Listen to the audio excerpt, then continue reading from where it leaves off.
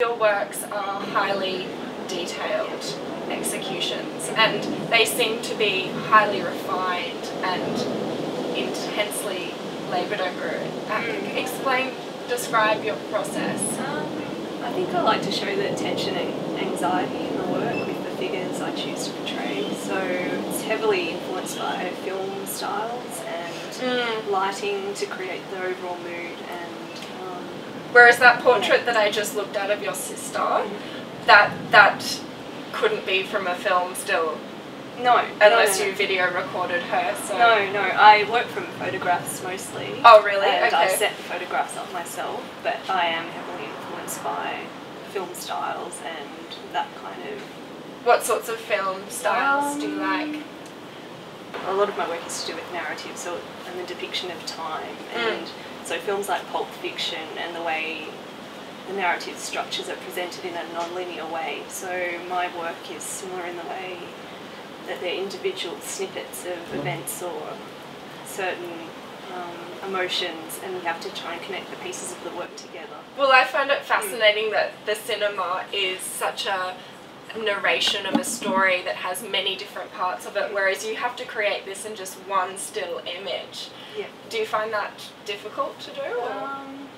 No, well, essentially I'm a painter, so yes, of I'm course. not trying to create, I can't possibly create a film in a painting. In a sense, you are creating your own scripts. Yeah.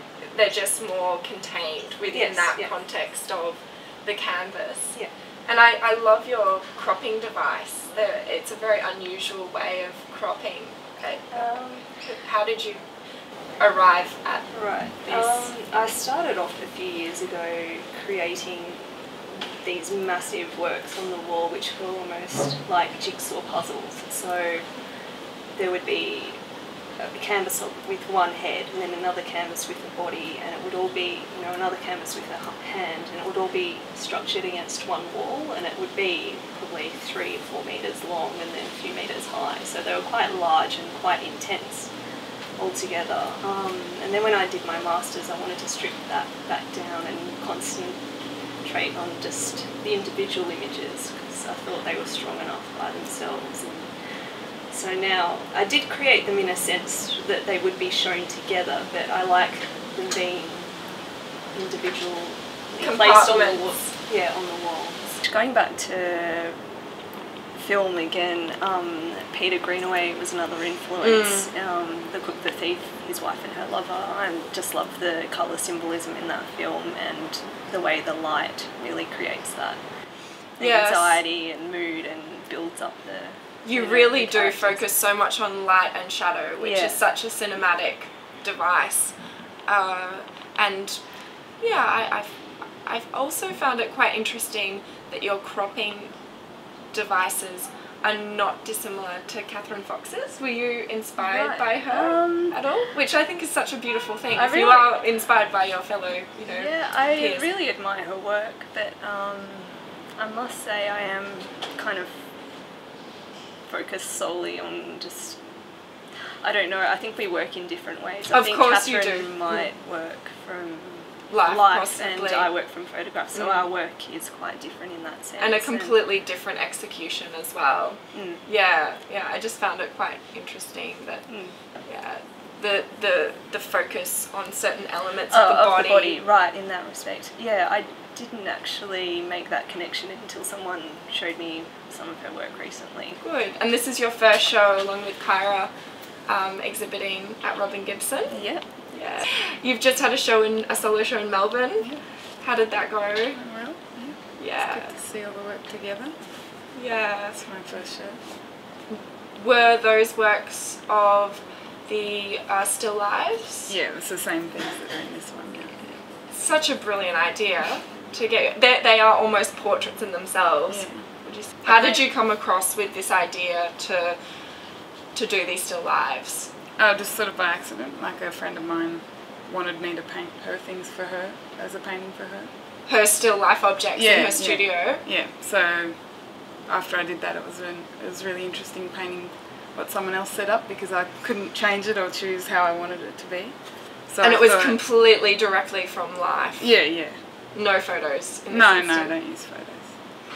And it just went from there. I just asked other people and they all came together and they all look funny. Were they mainly artist friends or? Yeah, all friends. Yeah. Yeah. They're all different.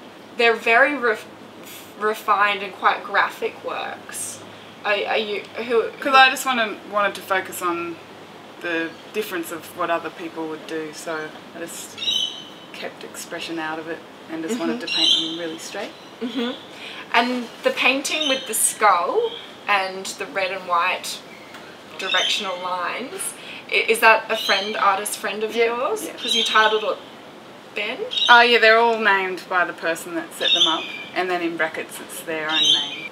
I'd have artists that I admire, but when I'm doing my own work I just focus on what intuitively and what I want to do. I don't set up what I'm going to do through other people.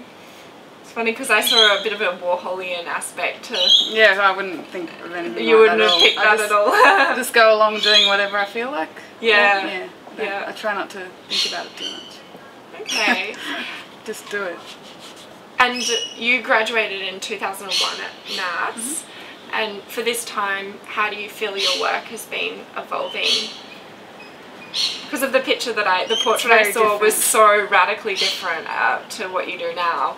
It's quite it looks almost like you're a different painter, different person. I mean, I adored that work in your graduate show. It's just so different. That was student work, and they sort of discouraged doing representational work there.